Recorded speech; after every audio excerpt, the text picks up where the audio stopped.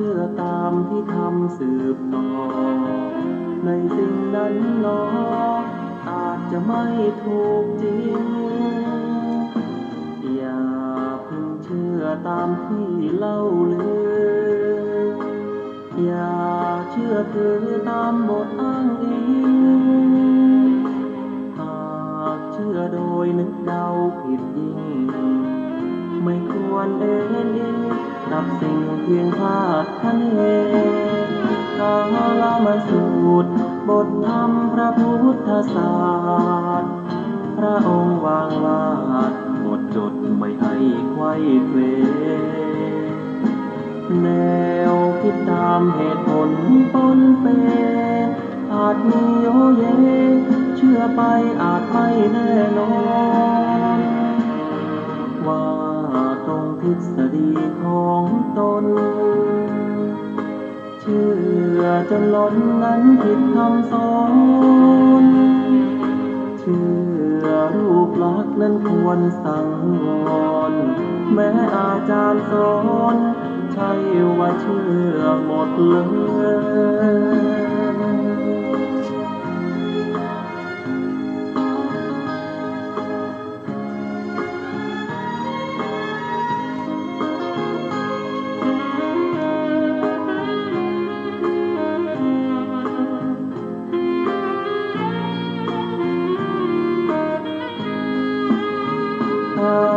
มาสูตรบทธรรมพระพุทธศาสตร์พระองค์วางวาดหมดจดไม่ให้ไขว้เขวแนวคิดตามเหตุผลปนเปอาจมีโยเยเชื่อไปอาจไม่แน่นอนว่าตรงทฤษฎีของตนเชื่อจนล้นนั้นผิดคำสอนเชื่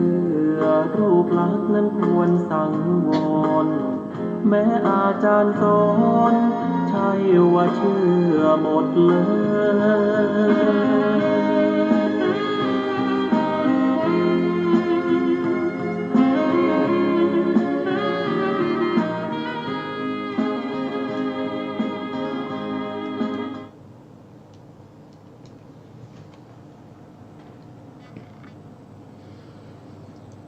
พุทธังสรณังคัจฉามิธัมมังสรณังคัจฉามิสังฆังสรณังคัจฉามิ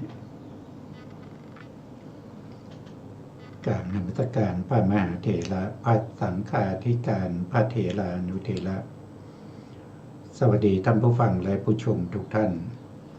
กลับมาพบกับรายการศึกษาพระสัทธรรมเพื่อการพ้นทุกข์ครั้งนี้เป็นครั้งที่30ในเรื่องของมหาปาทานสูตรซึ่งอยู่ในทีฆนิกายมหาวรรคการศึกษาพระธรรมคำสั่งสอนของพระพุทธเจ้านั้นเราต้องศึกษาทั้งพระไตรปิฎกและก็อรรถกถาเพื่อให้เกิดความรู้ความเข้าใจที่แตกฉานสามารถที่จะนำไปใช้ในชีวิตประจำวันของเราได้เพราะว่าการที่พระพุทธองค์แสดงธรรมแก่ แสดงธรรมแก่เวนยสัตว์นั้นพระองค์แสดงตามอัธยาศัยของผู้ฟังเพราะนั้นอัธยาศัยของผู้ฟังก็มีมากมายแต่ละคนแต่ละท่านก็ไม่เหมือนกัน100 คน1,000 คนก็100 คน100 อย่าง1,000 อย่างเพราะฉะนั้นบางคนเนี่ยพระพุทธองค์แสดงธรรมโดยย่อๆท่านก็สามารถที่จะเข้าใจแล้วก็สามารถที่จะตรัสรู้เห็นอริยสัจสี่ได้ในขณะนั้นเลยบางคนก็ต้องแสดงทั้งย่อทั้งขยายแล้วก็ตรัสรู้เห็นอริยสัจตรัสรู้ตามพระพุทธองค์ได้บางคนก็แสดงโดยย่อแสดงโดยขยายแล้วก็ยังไม่ตรัสรู้แต่ต้องเอาไปสาธยายท่องบน หรือเอาไปแสดงเอาไปศึกษา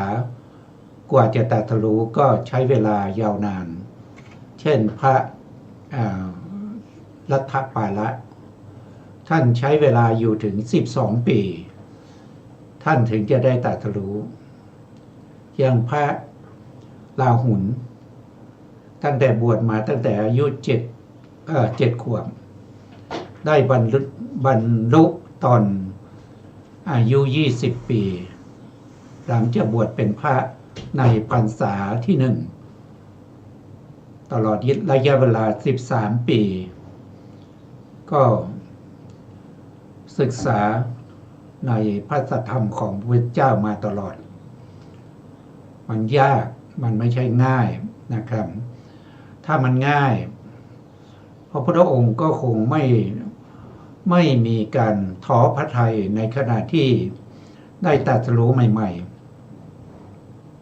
ๆได้เสวยวิมุตติสุขอยู่ที่ใต้ต้นโพในปฐมโพธิการ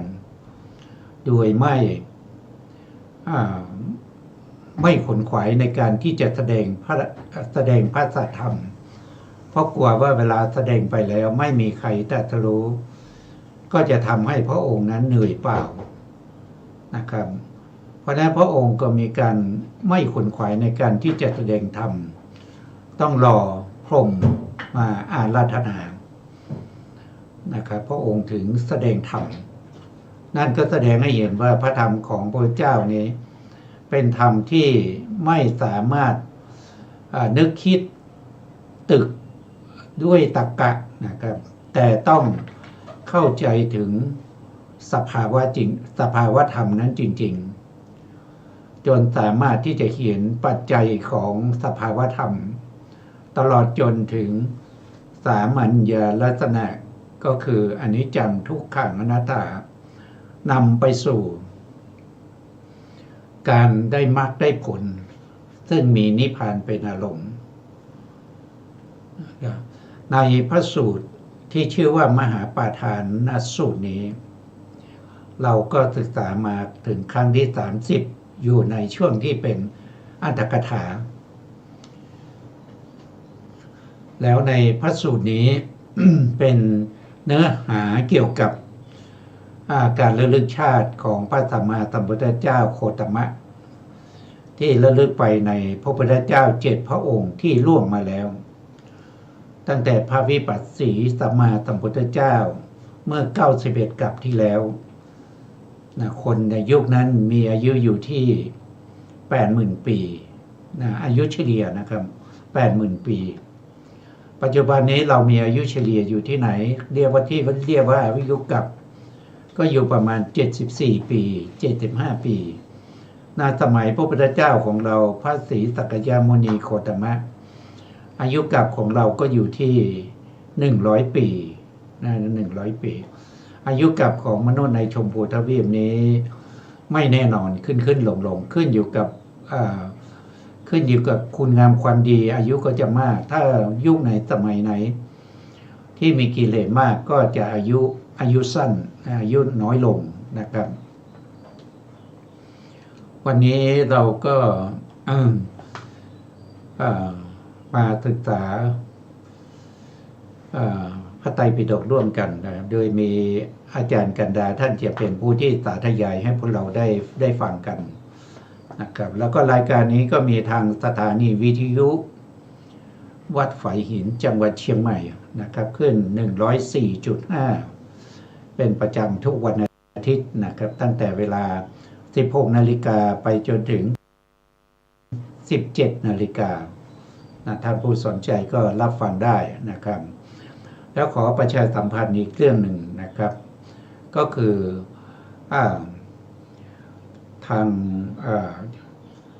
ทางชมรมศึกษาพระไตรปิฎกของวัด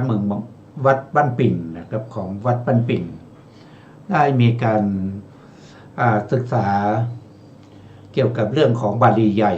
บาลีใหญ่ในวันเสาร์นะครับตั้งแต่ประมาณ 9 โมงเช้าไปจนถึงตอนเย็นประมาณ 17 นาฬิกานะครับ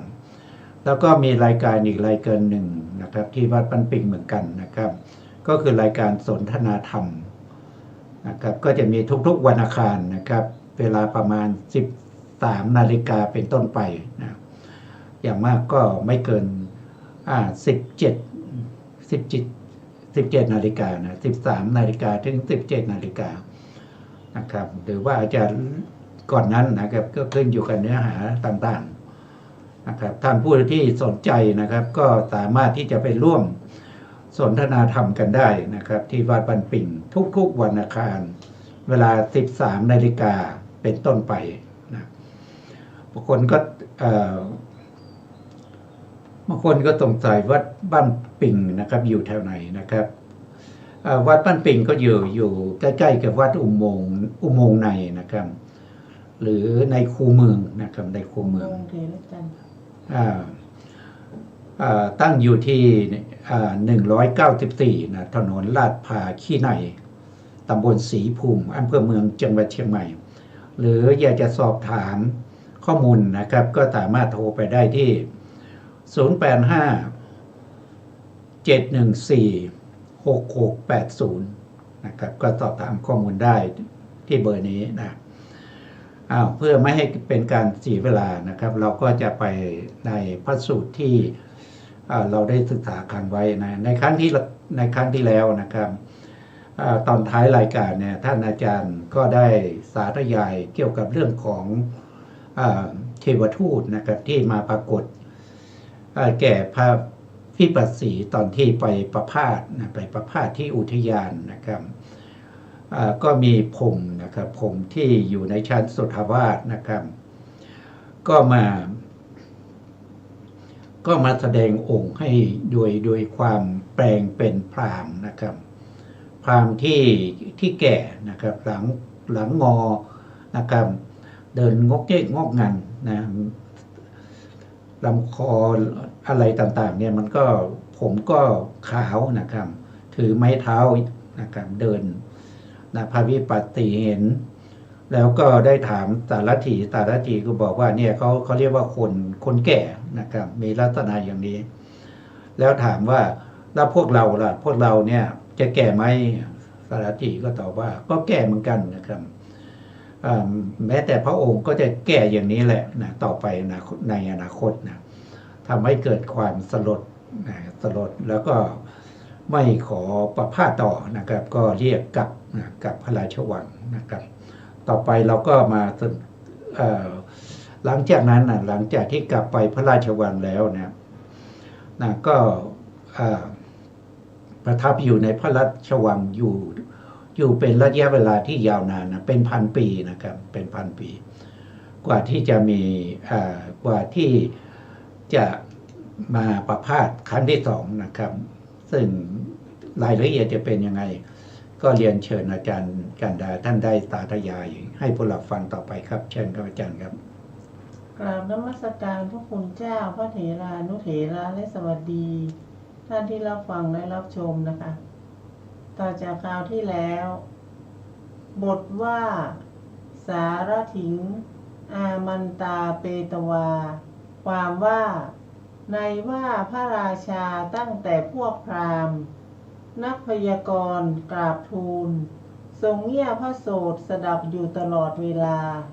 พระราชาทรงสดับว่าพระกุมารนั้นเสด็จประพาสพระอุทยานเสด็จกลับในระหว่างทางจึงรับสั่งให้เรียกสารถีมาในบทว่ามาเหวโขเป็นต้นความว่าพระราชาทรงดำริอย่างนี้ว่า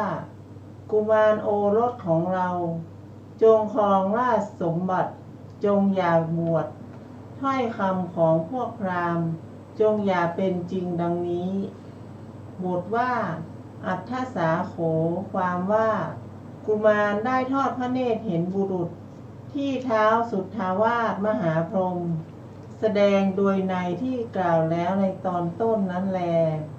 บทว่าอาพาธิกังความว่ามีความเจ็บป่วยด้วยอาพาธต่างกันอันทำลายอิริยาบถบทว่าทุกขิตังคือ ถึงทุกข์ด้วยทุกข์คือโรคบทว่าลาหะขิลานังคือไข้หนักบทว่าปริปันนังคือจมแม้ในบทนี้ว่าชราจักปรากฏพยาธิจักปรากฏความว่าเมื่อมีชาติชราพยาธิทั้งสองนี้ย่อมปรากฏชาติรังเกียจไม่มีชาติจะปลอดโปร่งเพราะเหตุนั้นพระกุมารประทับนั่งขุดรากของชาติดุจถูกสอนลูกที่แทงที่สองแทงบทว่าวิราตังคือวบทว่าเปตังคือละไปจากโลกนี้บทว่าการกะตังคือตายอธิบายว่าอันคนเรากระทำสิ่งทั้งปวงตลอดกาลที่เป็นอยู่คั้นเสร็จแล้วก็ตายพรหมทั้งหลายแสดงแม้เรื่องนี้แก่พระกุมารโดยในก่อนนั้นแลแม้ในบทว่ายัตระหินามะนี้ก็มีอธิบายว่าเมื่อมีชาติชราพยาธิมรณะทั้งสามนี้ย่อมปรากฏชาติเป็นที่เป็นสิ่งน่ารังเกียจเมื่อไม่มีชาติก็ปลอดโปร่งเพราะเหตุนั้นพระกุมารประทับนั่งขุดรากของชาติดุจถูกสอนลูกที่สามแทงครับผมก็นี้ก็แสดงให้เห็นว่ากามนะกามคืออะไรกามก็คือความติดในเรื่องของความสุขนะครับติดอยู่ในกามก็คือติดอยู่ในเรื่องของการเห็นสิ่งดีๆสวยๆนะครับติดอยู่ในเรื่องของการได้ยินเสียงที่ไพเราะติดอยู่ในเรื่องของการได้กลิ่นที่หอมๆติดอยู่ในเรื่องของการได้รสที่อร่อยติดอยู่ในเรื่องของโผฏฐัพพะที่ชอบใจนะครับแล้วก็ติดอยู่ในการนึกคิดถึงสิ่งที่สวยๆงามๆเสียงไพเราะเหล่านี้จึงทำให้เราทั้งหลายเนี่ยต้องเวียนว่ายตายเกิดอยู่ในวัฏสงสารนี้โดยไม่มีที่สิ้นสุดนะ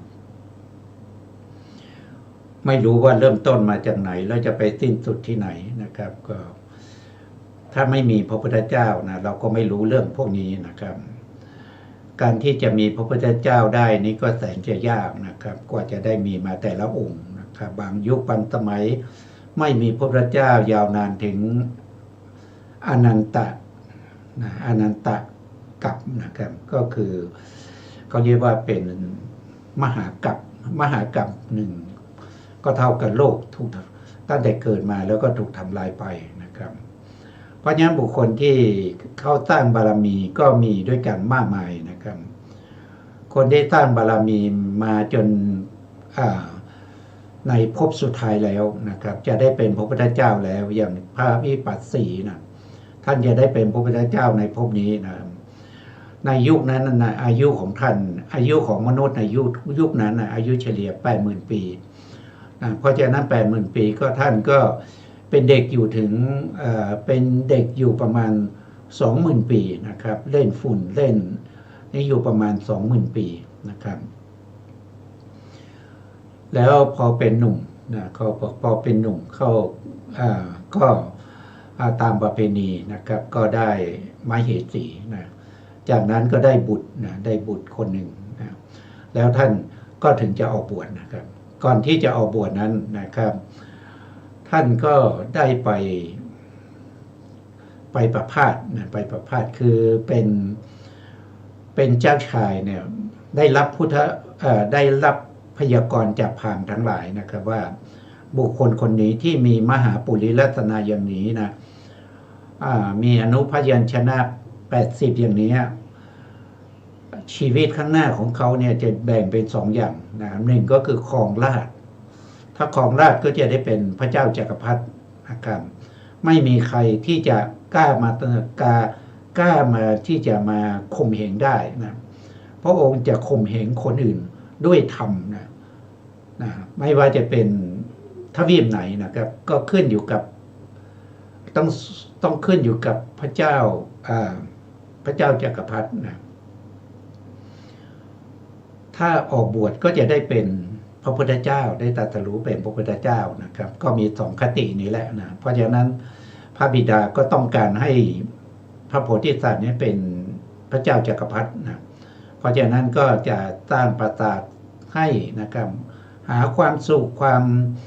สบายทั้งหลายให้นะครับไม่ให้ออกบวชนะทีนี้พอถึงเวลาเนี่ยพระโพธิสัตว์ก็มีจิตน้อมที่อยากจะไปชมอุทยานนะก็ให้ขออนุญาตจากเสด็จพ่อนะจากพระราชาเพื่อจะไปประพาสนะเพื่อจะไปประพาสพระราชาก็ทำการเก็บสิ่งที่ไม่น่าพึงประสงค์ทั้งหลายคนแก่คนอะไรทั้งหลายก็ไม่ให้มาปรากฏตัวนะครับเมื่อไปประพาสแล้วพรหมที่อยู่ในชั้นสุทธาวาสเห็นอย่างนั้นแล้วก็เลยแปลงเป็นคนแก่มานะครั้งแรกก็แปลงเป็นคนแก่มานะครับแล้วก็เมื่อพระวิบัติสีเห็นคนแก่แล้วก็ไม่สบายพระทัยก็กลับพระราชวังนะครับต่อจากนั้นมาอีกเป็นพันปีนะครับหลงไหลอยู่ในเรื่องของกามสุขเพราะผ่านไป 1,000 ปีก็อยากจะไปเที่ยวอยากจะไปอุทยานอีกครั้งนี้ก็ไปเห็นอะไรล่ะก็ไปเห็นคนเจ็บนะคนเจ็บคนป่วยนะครับคนป่วยนอนนะครับแต่คนป่วยนั่นคือใครก็คือมหาพรหมนั่นเองนะครับก็เขาเรียกว่าเป็นพรหมในชั้นสุทธาวาสนะไม่ใช่เป็นชาวบ้านนะครับเพราะว่าชาวบ้านไม่สามารถที่จะมาปรากฏได้นะเพราะพระราชาจัดการเก็บหมดนะเมื่อมาปรากฏก็ถามว่านี่คือใครก็คือคนป่วยนะคนป่วยสารถีว่าคนป่วยอย่างนี้มีด้วยหรือมีนะครับแล้วเราจะป่วยหรือเปล่าป่วยถ้ามีเหตุปัจจัยก็ต้องป่วยครับแม้แต่พระบิดาก็ต้องป่วยนะพระมารดาก็ต้องป่วยมเหสีก็ป่วยเราก็ต้องป่วยนะครับแล้วก็ทุกคนต้องป่วยนะครับต้องแก่ต้องป่วยนะครับก็เลยไม่สบายใจก็กลับพระราชวังนะพระบิดาก็มาถามสารถีนะครับดูว่าไปเห็นอะไรมานะครับพยายามที่จะเอาใจไม่ให้พระโพธิสัตว์เนี่ยออกบวชนะครับเพื่อป้องกันนะครับก็บอกว่าไปเห็นอย่างนี้นะครับต่อมาอีกเป็นพันปีนะครับก็ออกไปอีกทีนี้ไปเห็นคนตายนะครับก็คือผมสุทธาวาสนั่นแหละเป็นคนตายนะแปลงเป็นคนตายมาแล้วก็มีคนหามกันไปนะครับก็เลยถามสารถีนี่คือใครอันนี้เขาเรียกว่าคนตายนะตายคือยังไงตายก็คือไม่หายใจไม่สามารถจะทำอะไรได้นะครับเขาจะเอาไปเผานะเขาจะเอาไปเผาไฟนะครับแล้วเราจะตายไหมก็ตายเหมือนกันทุกคนนะไม่มีใครไม่ตายนะก็สะดุดใจก็กลับไปอีกนะส่วนครั้งต่อไปจะเป็นยังไงก็เรียนเชิญอาจารย์ท่านได้สาธยายครับเชิญครับอาจารย์ครับหมดว่าพันทังคือพรหมทั้งหลายแสดงแม้เรื่องนี้แก่พระกุมารโดยในก่อนนั้นแลหมดว่าสาธุธรรมจริยาเป็นต้นความว่า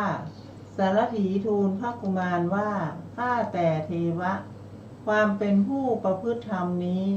เป็นความดีดังนี้พึงทราบการประกอบบทหนึ่งอย่างนี้ว่าปัปพชิโตดังนี้อันหนึ่งบททั้งหมดนี้เป็นไวยพจน์ของกุศลกรรมบท10นั่นเองก็ในที่สุดบทว่าอวิหิงสาเป็นส่วนเบื้องต้นของกรุณาบทว่าอนุกรรมปาเป็นส่วนเบื้องต้นของเมตตาบทว่าเตนะหิเป็นนิบาตในความว่าเร่งเร้าเพราะพระกุมารทอดพระเนตรเห็นบรรพชิตแล้วมีพระทัยน้อมไปในบรรพชาลำดับนั้นพระกุมารมีพระประสงค์จะตัดกับสารถีนั้นเมื่อจะส่งสาร ส่งสารถีกลับจึงตัดคำเป็นอาทิว่าเตนะหิดังนี้บทว่าอาทโขภิกขเวความว่าพระกุมารีทรงสดับคำเป็นต้นว่าการประพฤติธรรมเป็นความดีของบรรพชิตและคำอื่นอีกมากอันเป็นธรรมกถาประกอบด้วยโทษของผู้อยู่ครองเรือนอันคับแค้นด้วยบุตรและภรรยาที่หมู่มหาชนรักษาอยู่และประกอบด้วยอานิสงส์แห่งวิเวกของบรรพชิตผู้อยู่ในป่าตามสบายมีใจเป็นเช่นมฤคแล้วมีพระประสงค์จะบรรพชาดูก่อนภิกษุทั้งหลายครั้งนั้นแลวิปัสสีกุมารจึงได้เรียกสารถีมาชื่อว่าการเห็นเทวทูตทั้งสองเหล่านี้แล้วบวชเป็นวงเป็นแบบแผนเป็นประเพณีและของพระโพธิสัตว์ทุกพระองค์อันหนึ่งพระโพธิสัตว์แม้เหล่าอื่นก็ย่อมเห็นสิ้นกาลนานเหมือนพระวิปัสสีกุมารพระองค์นี้ทรงเห็นแล้วตลอดกาลนานแต่พระโพธิสัตว์ของเราทั้งหลายทรงเห็น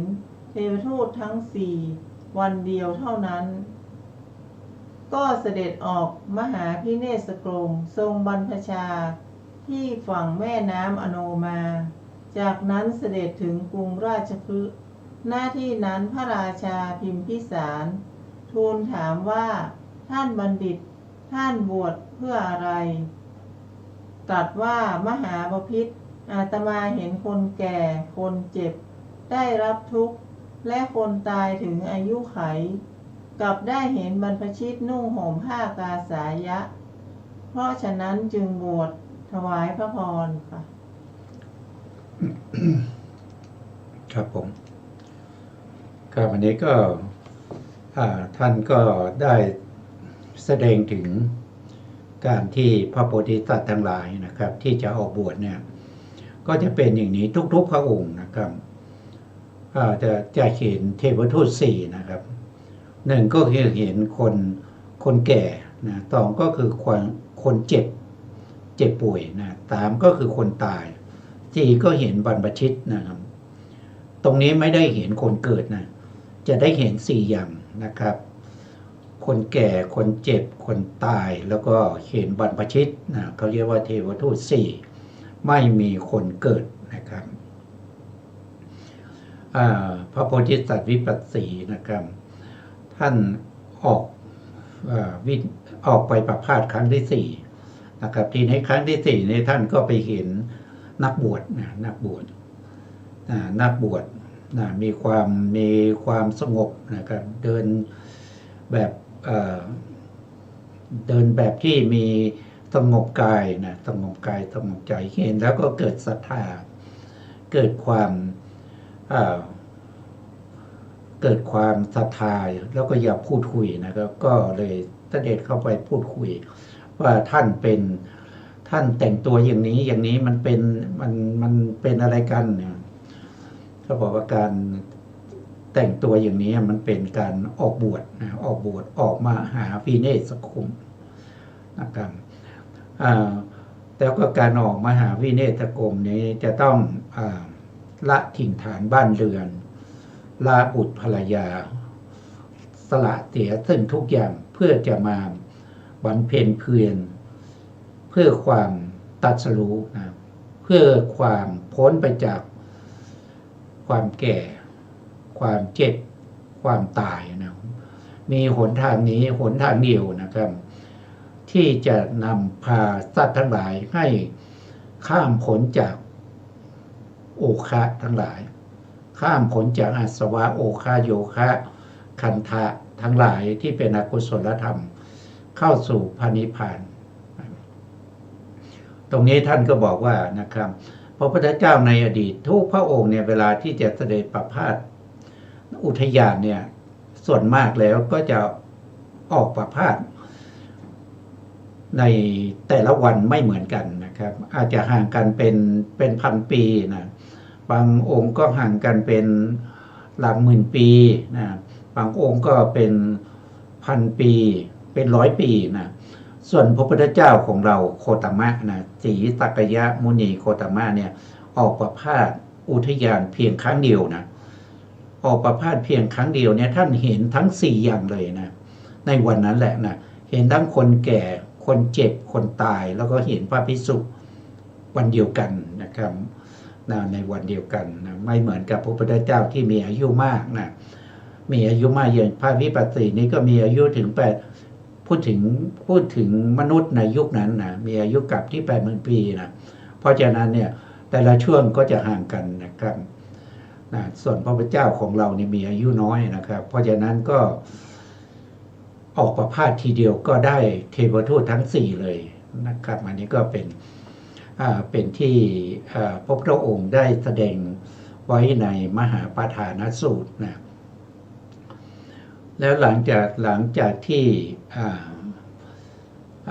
พระพุทธอันนี้ก็ย้อนมาที่พระศรีสักยมุนีโคตมะนะครับว่าหลังจากที่พระองค์ได้เห็นเทวทูตทั้ง4แล้วนะครับท่านก็ออกบวชในคืนนั้นเลยนะครับแต่วันนั้นเนี่ยเป็นวันที่พระองค์ได้พระราชบุตรนะก็เรียกว่าเป็นตั้งชื่อว่าเป็นพระราหุลนะแล้วคืนนั้นก็ออกบวชนะครับเวลาออกบวชนะครับก็ต้องไปบิณฑบาตนะไปบิณฑบาตโดยการไปหาอาหารนะครับพอไปหาอาหารนะครับก็บิณฑบาตไปนะครับพระราชาเห็นบุคคลคนนี้มีเขาเรียกว่าเป็นอินทรีย์นะอินทรีย์ผ่องใสนะอินทรีย์ผ่องใสดูแล้วก็น่าศรัทธายกย่องนะครับเดินบิณฑบาตอยู่นะพระองค์ก็เสด็จไปถามนะครับว่าท่านออกบวชทำไมนะครับก็บอกว่าเราจะหาหนทางแห่งความหลุดพ้นนะหลุดพ้นจากการเวียนว่ายตายเกิดนะครับหลุดพ้นจากความทุกข์ทั้งหลายในสังสารวัฏพระราชาก็ตอนแรกก็นึกว่าพระองค์เนี่ยอาจจะออกบวชเพราะว่าน้อยเนื้อน้อยใจว่าไม่ได้ของราชนะครับพระเจ้าพิมพิสารนะครับที่เป็นพระราชาอยู่เมืองราชคฤห์ก็บอกว่าท่านไม่ต้องบวชละท่านมาครองเมืองนะเราจะแบ่งเมืองให้ครึ่งหนึ่งนะท่านก็บอกว่าเราไม่เอานะครับเราไม่ต้องการนะครับเราต้องการบวชเท่านั้นนะพระเจ้าพิมพิสารก็รับก็ตรัสว่านะอย่างนั้นก็ท่านได้โพธิญาณเมื่อไหร่ท่านอย่าลืมมาโปรดข้าพเจ้าด้วยนะครับก็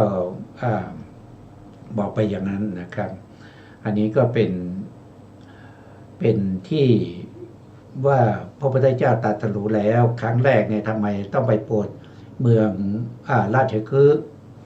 พระเจ้าพิมพิสารทำไมไม่ไปโปรดพระพุทธบิดาสุโธทนะทำไมไม่ไปโปรดพวกที่อยู่ในเมืองสักยะทั้งหลายนะครับอันนี้ก็เป็นที่มานะครับส่วนรายละเอียดต่อไปเราก็จะเรียนเชิญอาจารย์ท่านสาธยายต่อครับเชิญครับอาจารย์ครับบทว่าสุตวานเตสังความว่ามหาชน 84,000 คนนั้นได้สดับแล้วได้มีดำริดังนี้บทว่าโอระโกคือพร่องรามกบทว่าอนุปัป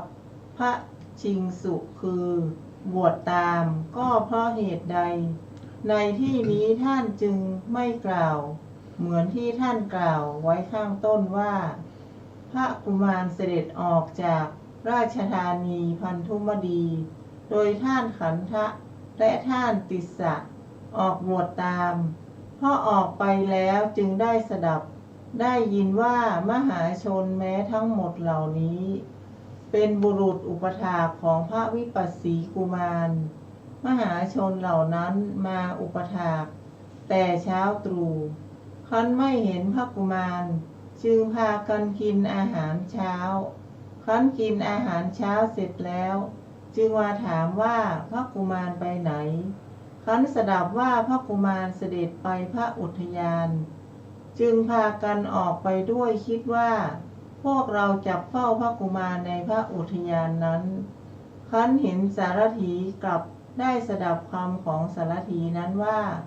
พระกุมารทรงบรรพชาแล้วจึงเรื่องอาภรณ์ทุกอย่างไว้ในที่ที่ได้สดับแล้วนั่นเองให้คนนำผ้ากาสายะสีเหลืองจากตลาดมาแล้วปรงผมและหนวดบวชแล้วด้วยเหตุดังนี้ในที่นี้จึงไม่กล่าวออกจากราชธานีพันธุมดีเพราะออกจากนครแล้วจึงได้สดับนอกนครบทว่าจาริกังจรติ ความว่าพระวิปัสสีโพธิสัตว์สร้างมณฑปใหญ่ในที่ไปแล้วเตรียมทานมารับนิมนต์ในวันรุ่งขึ้นรับภิกษาที่มหาชนขอรองไว้เที่ยวจาริกไปตลอด4 เดือนบทว่าอากินโนคือถูกแวดล้อมด้วยคณะนี้ก็ความวิตกนี้เกิดขึ้นแก่พระโพธิสัตว์เมื่อไรในวันขึ้น14 ค่ำเพราะในวันพรุ่งนี้จักเป็นวันเพ็ญเดือน 6ได้ยินว่าครั้งนั้นพระโพธิสัตว์ทรงดำริว่าพวกนี้เมื่อก่อนแวดล้อมเราผู้เป็นคฤหัสถ์เที่ยวไปอย่างใดแม้เดี๋ยวนี้ก็เป็นอย่างนั้นอยู่อีกประโยชน์อะไรด้วยคณะนี้ทรงรังเกียจด้วยการปะปนอยู่กับคณะทรงดำริว่าเราจะไปวันนี้แหละแล้วทรงดำริต่อไปว่าวันนี้ยังไม่ถึงเวลาหากเราจะไปเดี๋ยวนี้พวกนี้ทั้งหมดก็จะรู้เราจะไปวันพรุ่งนี้อันหนึ่งในวันนั้นชาวบ้านในหมู่บ้านเห็นเช่นกับหมู่บ้านอุรุเวลาได้นิมนต์พระโพธิสัตว์เพื่อฉันในวันรุ่งขึ้นชาวบ้านเหล่านั้นเตรียมข้าวปลายาสำหรับบรรพชิต 84,000 รูปและสำหรับปรับพระมหาบุรุษขณะนั้นพระมหาบุรุษได้ฉันอาหารกับบรรพชิตเหล่านั้นในบ้านนั้นในวันรุ่งขึ้นแล้วได้ไปที่อยู่ณที่นั้นพวกบรรพชิตได้ปรนนิบัติพระมหาบุรุษเสร็จแล้วเข้าไปในที่พักกลางคืนและกลางวันของตนแม้พระโพธิสัตว์ก็เสด็จเข้าไปประทับนั่งณวันณศาลาลำพึงว่าเมื่อถึงที่เวลาเที่ยงนกทั้งหลายมารวมกันป่าใหญ่จะมีเสียงอึกกระทึกภัยนั้นจะส่องถึงเราค่ะครับผม ครับนี้ก็ท่านอธิบายในภาษานะครับเป็นภาษาบาลีซึ่งมีความหมายที่มากมายนะถ้าไม่อธิบายเรื่องภาษาบาลีนะครับผู้ที่มาแปลพระไตรปิฎกนะครับที่เป็นฉบับบาลีก็จะแปลสำนวนที่ผิดเพี้ยนไปจากความประสงค์ของพระเจ้าเพราะฉะนั้นบาลีแต่ละคำเนี่ยท่านก็มีระบุไว้ในอรรถกถานี้ว่าต้องแปลอย่างนี้นะครับให้แปลอย่างนี้เท่านั้นไม่ให้แปลอย่างอื่นนะเดี๋ยวมันจะผิดเพี้ยนนะครับอันนี้ก็เป็นความดีของอรรถกถานะครับที่มีมานะเนื้อความก็หลังจากที่พระโพธิสัตว์วิปัสสีนะครับได้เสด็จประพาสเห็นบรรพชิตในครั้งที่4แล้วนะก็อยากจะออกบวชนะครับอยากจะออกมหาวิเนศกรมนะก็เลยว่าจะยังไงนะครับถ้าจะไปให้คนเห็นคนก็จะตามไปกันเยอะนะเพราะอะไรก็เพราะว่ามีบุคคลถึงเท่าไหร่ 84,000 คนนะครับที่เป็นข้าราชบริวารของพระเจ้าของพระโพธิสัตว์วิปัสสีนะครับ ที่เป็นคนที่มาบำรุงบำเรอพระโพธิสัตว์อยู่นะพระโพธิสัตว์ก็เลยหาช่องเวลาที่ออกบวชก็คือตอนกลางคืนนะครับก็ออกบวชนะออกบวชพวกที่เป็นคนที่อุปถากนะหรือว่าคนที่ดูแลเจ้าชายวิปัสสีนะครับก็มาเป็นปกติตอนเช้าก็มาเข้าเฝ้านะครับก็มาเข้าเฝ้าพอมาเข้าเฝ้าแล้วก็ไม่พบนะครับก็ไม่พบก็เลยกลับไปนะก็เป็นปกตินะยังไม่รู้ว่าพระวิปัสสีเนี่ยท่านได้ออกบวชแล้วก็กลับไปที่บ้านของตนนะครับแล้วก็ทานอาหารเสร็จเรียบร้อยก็กลับมาอีกทีนะครับเพื่อจะเข้าเฝ้าเหมือนปกตินะทีนี้พอมาก็ไม่พบนะครับพบแต่สารถี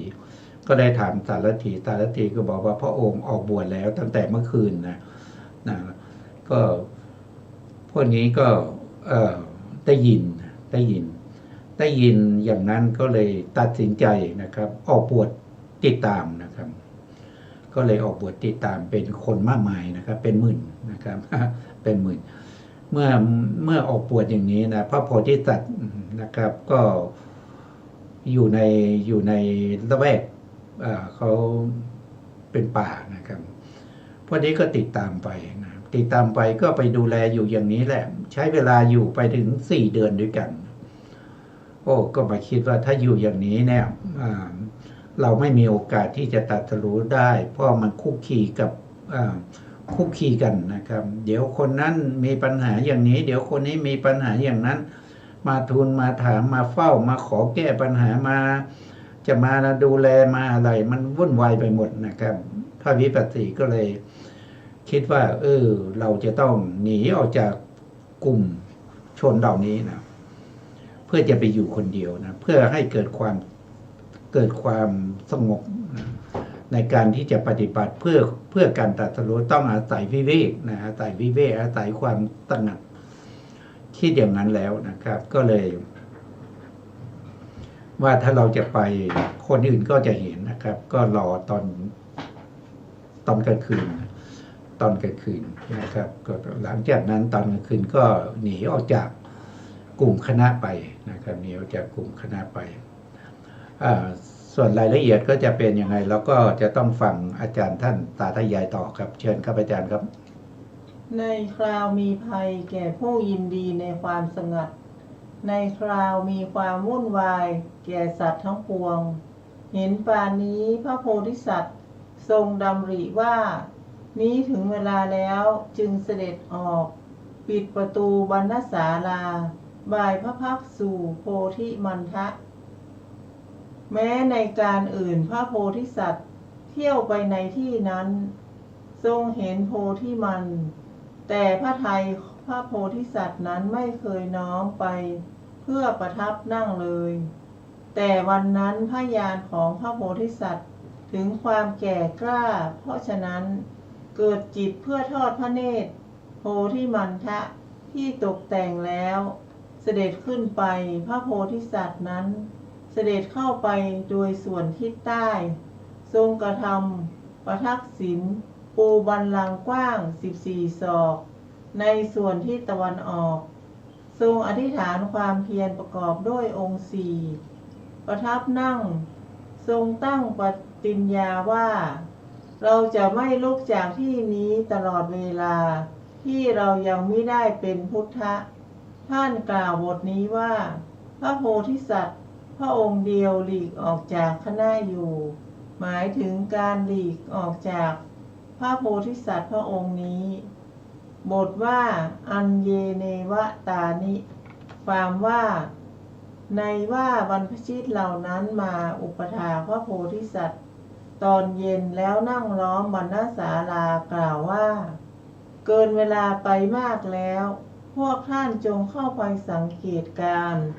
คั้นเปิดบรรณศาลาแม้เมื่อไม่เห็นพระโพธิสัตว์นั้นก็ไม่ได้ติดตามให้รู้ว่าพระโพธิสัตว์เสด็จไปไหนพวกบรรพชิตคิดว่าพระมหาบุรุษทรงเบื่อในการอยู่ร่วมคณะ เห็นจะมีพระประสงค์ประทับอยู่พระองค์เดียวพวกเราจักเห็นพระโพธิสัตว์ตอนได้เป็นพระพุทธเจ้าแล้วนั่นแหละแล้วพากันมุ่งหน้าไปภายในชมพูทวีปหลีกออกจาริกไปค่ะครับผมคำนี้ก็เป็นธรรมเนียมเป็นธรรมเนียมของพระพุทธเจ้าทุกพระองค์นะครับในคืนที่จะตรัสรู้นั้นจะต้องอยู่แต่เพียงผู้เดียวนะครับจะไม่มีคนที่คอยดูแลอุปถากนะเพราะว่ามรรคผลนิพพานเนี่ยจะต้องได้ด้วยตัวคนเดียวนะได้ด้วยตัวคนเดียว เพราะฉะนั้นที่พระองค์หลีกเล้นไปนะหลีกเล้นไปหมู่คณะทั้งหลายก็ยังไม่รู้นะยังไม่รู้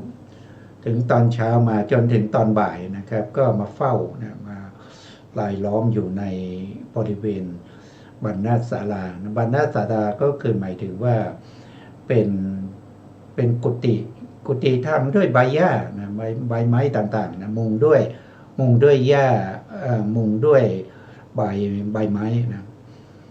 ก็เลยสงสัยว่าพระโพธิสัตว์จะอยู่หรือเปล่านะครับก็เข้าไปสังเกตการก็เห็นว่าพระโพธิสัตว์ไม่อยู่นะไม่อยู่ก็เลยเข้าใจว่าพระโพธิสัตว์เนี่ยจะ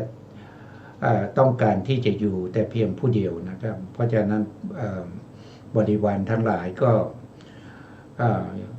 แยกย้ายกันไปนะแยกย้ายกันไปในที่ต่างๆนะตามสมควรตอนที่พระโพธิสัตว์ท่านได้กล่าวถึงว่าพระวิปัสสีเนี่ยเป็นผู้ที่เห็นต้นไม้นะเห็นต้นไม้ที่ตัวเองจะนั่งตรัสรู้แล้วนะครับหลายครั้งแล้วนะแต่ไม่มีจิตใจที่จะเข้าไปนั่งนะครับเพราะตอนนั้นญาณปัญญายังไม่แก่กล้าที่จะได้ตรัสรู้เป็นพระพุทธเจ้าในคืนนั้นนะจนมาถึงวันวิสาขบูชานะครับคืนวันนั้นนะครับก่อนจะถึงคืนวันนั้นนะครับก็คือตอนเย็นนั่นเองนะท่านก็เสด็จเข้าไปนะครับเสด็จเข้าไปที่ต้นไม้ที่จะนั่งตรัสรู้ไม่ใช่เพิ่งเห็นนะครับเห็นมาหลายครั้งแล้วนะเพราะว่าเคยมาตรงนี้หลายครั้งแล้วเข้าไปทางทิศใต้นะครับเข้าไปทางทิศใต้ของต้นไม้นะท่านก็เอาหญ้าไปปลูกนะพอหญ้าไปปลูกนะครับแผ่นดินก็ยุบลงนะก็แสดงว่าตรงนี้นั่งไม่ได้นะครับจากนั้นท่านก็เวียนขวานะครับไปด้านทิศตะวันตกนะแล้วก็เอาหญ้าไปปูอีกนะแผ่นดินตรงนั้นก็ยุบลงอีกนะครับมันไม่ดูแล้วมันไม่เหมาะที่จะนั่งนะก็วนไปทางทิศเหนือนะวนไปทางทิศเหนือแล้วก็หญ้าเข้าไปปูอีกแผ่นดินก็ยุบลงอีกนะครับมันนั่งไม่ได้นะแล้วก็วนมาทางทิศตะวันออกนะครับแล้วท่านก็ปูหญ้านะครับแผ่นดินนั้นก็นูนขึ้นนะครับเป็นบัลลังก์นะครับที่จะนั่งตรัสรู้นะเมื่อพระโพธิสัตว์เห็นอย่างนั้นก็เข้าใจได้ทันทีว่าคืนนี้ต้องตรัสรู้แน่นอนนะก็เลยขึ้นไปนั่งบนบัลลังก์นะครับเมื่อนั่งตรัสนะครับท่านก็อธิษฐานความเพียรนะประกอบด้วยองค์สี่นะองค์สี่คืออะไรท่านก็บอกว่าแม้เลือดนะแม้เนื้อนะครับจะเหือดแห้งไปเหลือแต่เอ็นและกระดูกนะครับถ้ายังไม่ได้บรรลุเป็นพระพุทธเจ้านะครับท่านจะไม่ลุกจากตรงนี้นะองค์สี่ก็คือหนึ่งเนื้อนะครับแห้งไปนะสองก็คือเลือดนะเลือดจะเหือดแห้งไปก็ตามทีนะไม่สนใจนะสามก็คือจะเหลือแต่เอ็นหรือกระดูกอันที่สี่นะครับก็จะขออยู่ตรงนี้แหละจะไม่ลุกจากตรงนี้นะถ้าเรายังไม่ได้ตรัสรู้อนุตตรสัมมาสัมโพธิญาณนะท่านก็ขึ้นไปบนบัลลังก์แล้วก็นั่งคัดสมาธิสองชั้นนะแล้วก็ตั้งกายตรงนะครับแล้วก็ดำรงสติมั่นเจริญอานาปานสตินะเจริญอานาปานสติก็คือหายใจเข้าหายใจออก นะก็ให้รู้ลมหายใจเข้าหายใจออกนะจนในปฐมยามเนี่ยท่านก็ได้เขาเรียกว่าเป็นระลึกชาติได้นะบุพเพนิวาสานุสติญาณอันนี้เป็นโลกิยะนะยังไม่ได้เป็นโลกุตระนะสามารถระลึกชาติได้มากมายนะทั้งของตัวเองแล้วก็ของสรรพสัตว์ทั้งหลายหายใจเข้านะระยะเวลาที่หายใจเข้าเท่านั้นนะก็ระลึกได้ถึง91กับหายใจออกอีก91กับมันมากมายเหลือเกินแต่ไม่รู้ว่ามันเริ่มต้นจากไหนนะการเวียนว่ายตายเกิดนะก็เลยกลับมาเจริญอานาปานสติอีกนะแล้วก็ในมัชฌิมญาณท่านก็ได้จุตูปปาตญาณอันนี้ก็ยังเป็นโลกิยะอยู่เห็นจุติและอุปาติสนธิของสัตว์ทั้งหลายนะคนนี้ตายแล้วก็เกิดคนนั้นตายแล้วก็เกิดเราก็ตายแล้วก็เกิดมาอย่างนี้ก็ตายเกิดมาอย่างเนี้ยเป็นคนนั้นเป็นคนนี้นะน่าเบื่อเหลือเกินนะไม่รู้จะไปสิ้นสุดที่ไหนก็ยังไม่รู้นะก็เลยไม่ไหวละนะก็เลยมาพิจารณานะครับพิจารณาด้วยปฏิจจสมุปบาทนะครับที่เวียนว่ายตายเกิดเพราะมันมีเหตุและมีปัจจัยนะเป็นปฏิจจสมุปบาทอวิชชาปัจจยาสังขารปัจจยาวิญญาณังวิญญาณปัจจยานามะรูปังเนี่ยครับก็พิจารณาปฏิจจสมุปบาทกลับไปกลับมานะจนท่านได้ตรัสรู้อนุตตรสัมมาสัมโพธิญาณก่อนที่พระอาทิตย์จะขึ้นนะเช้าอีกวันหนึ่งนะในคืนที่ท่านตรัสรู้นั้นเป็นคืนวันเพ็ญเดือน6นะครับแล้วก็จะสว่างพอสว่างก็จะเป็นอีกวันหนึ่งนะก็เป็นวันอะไรล่ะวันเดือน6เป็นเดือน7นะเดือน7เขาเรียกว่าเป็นแรม1ค่ำนะก็จะเป็นแรม1ค่ำแล้วนะท่านได้ตรัสรู้ในคืนที่เป็นวันเพ็ญเดือน6นะครับอันนี้ก็เป็นท่านก็ได้ตรัสรู้เป็นพระพุทธเจ้านะครับต่อไปเราก็เรียนเชิญอาจารย์นะครับพอมีเวลาอยู่นะครับเชิญครับอาจารย์ครับบทว่าวาสูปะหะตัสสะความว่าเข้าไปอยู่ราตรีหนึ่งณโพธิมันทะบทว่าราโหคะตัสสะคือไปในที่ลับบทว่าปฏิสันลีนัสสะคือเร้นอยู่สามารถแห่งความเป็นผู้เดียวบทว่ากิจจะฉังคือยากก็ทั้งสองบทนี้คือจวติจะอุปปัชชสิจะท่านกล่าวหมายถึงจุติและปฏิสนธิต่อไปในบทว่าชรามรณะนัสสะคือนี้ความว่าพระโพธิสัตว์เมื่อทรงผนวดทอดพระเนตรเห็นคนแก่คนเจ็บและคนตายนั่นแลจึงทรงผนวดฉะนั้นชราและมรณะนั้นแลย่อมปรากฏแก่พระโพธิสัตว์นั้นด้วยเหตุนั้นพระผู้มีพระภาคเจ้าตรัสแล้วว่าชรามรณัสสะดังนี้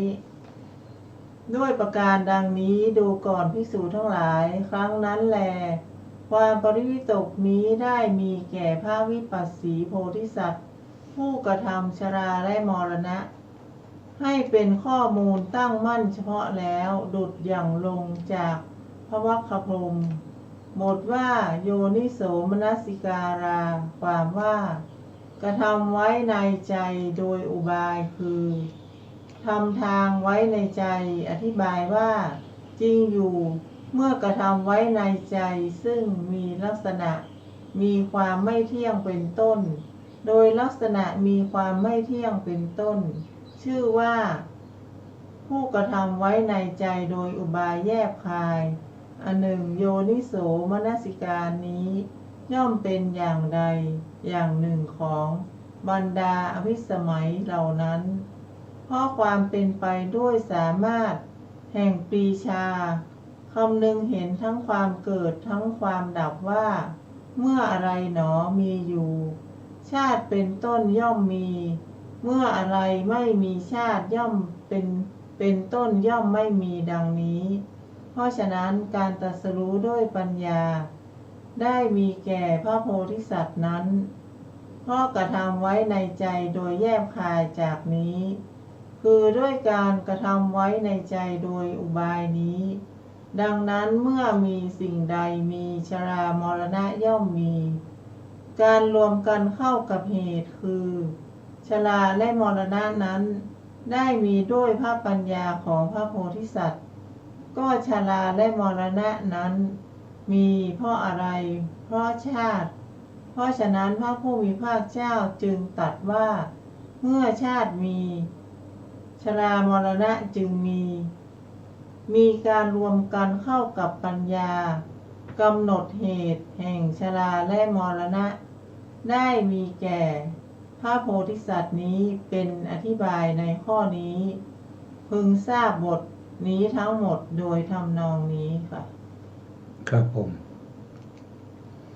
ก็อันนี้ก็ท่านอธิบายโดยย่อๆเกี่ยวกับเรื่องของการตรัสรู้นะครับแต่วันนี้เราคงจะอธิบายตรงนี้ไม่ได้นะครับเพราะเวลาเราใกล้หมดแล้วนะครับเพราะฉะนั้นเราก็จะมาพูดกันนะครับระดับกลางๆนะครับในครั้งต่อไปนะครับเพราะว่าถ้าจะอธิบายเรื่องของการตรัสรู้เนี่ยมันอาศัยทำหลายๆอย่างนะครับกว่าจะได้ตรัสรู้นะครับตรัสรู้และพระองค์ตรัสรู้ด้วยพระองค์เองนะครับไม่มีครูอาจารย์นะครับตรัสรู้เองโดยชอบนะได้อย่างถูกต้องชัดเจนไม่ผิดไม่พลาดนะไม่เหมือนกับอย่างอื่นนะครับที่เขาตรัสรู้กันนะครับวันนี้เวลาเราหมดแล้วครับอาจารย์ครับ ก็ขึ้นเวลาให้ทางสถานีต่อไปนะครับสถานีนะครับก็ขอกราบขอบพระคุณพระครูสมุทรวิศวัตรวรกิจโจผู้อำนวยการสถานีวิทยุเพื่อการศึกษาพระพุทธศาสนาและวัฒนธรรม FM 104.5 เมกะเฮิรตซ์วัดไฟหินจังหวัดเชียงใหม่และขอกราบขอบคุณพระครูปริยัติยานุศาสตร์ขอบคุณท่านผู้ฟังและผู้ชมทุกท่านที่ให้เกียรติติดตามรายการพระไตรปิฎกเท่าที่ครับที่ให้เกียรติติดตามในรายการศึกษาพระสัทธรรมเพื่อการพ้นทุกข์พบกันใหม่ในครั้งต่อไปครับวันนี้ลาไปก่อนครับสวัสดีครับสวัสดีค่ะเชื่อไปอาจไม่แน่นอนว่า